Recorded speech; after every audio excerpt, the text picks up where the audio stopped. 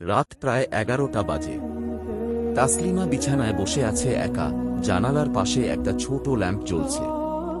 বাইরে মেঘে ঢাকা চাঁদ, কিন্তু ঘরের ভেতরে এক অদ্ভুত নীরবতা। আজ সারাদিন লতিফুর ব্যস্ত ছিল, ফোনটাও ঠিকমতো ধরেনি। তাসলিমার মনটা খারাপ। হঠাৎ করেই দরজার কড়া নাড়ার শব্দ।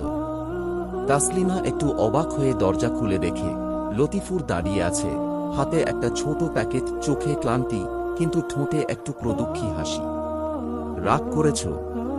তাসলিমা চুপচাপ তাকিয়ে থাকে। আজ অনেক কাজ ছিল, কিন্তু মনটা বারবার তোমার কাছেই ফিরে যাচ্ছিল। তাই কাজ শেষ করেই ছুটে এলাম।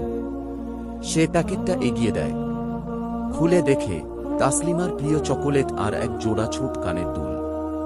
জানি এগুলোতে মন ভরবে না, কিন্তু জানো, আমার আসল উপহার তোমার কাছেই আছি আমি।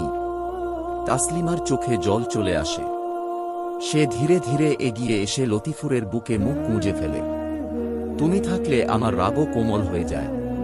তুমি না এলে এই ঘরটা কেমন ফাঁকা ফাঁকা লাগে। লতিফুর দুহাত দিয়ে ওকে জড়িয়ে ধরে। তোমাকে ছাড়া কিছুই সম্পূর্ণ না। তোমার হাসি না থাকলে আমার সকালও ওঠে না। তোমার অভিমান না থাকলে আমার ভালোবাসার মানে থাকে না। আর তোমার চোখে আমি না থাকলে আমি থাকি না। রাত অনেক গভীর। বাইরে এখনো ঝিরঝিরে বৃষ্টি। আর ঘরের ভেতর দুইটি মানুষ একসাথে, নির্বে, ভালোবাসার গভীরে ডুবে আছে।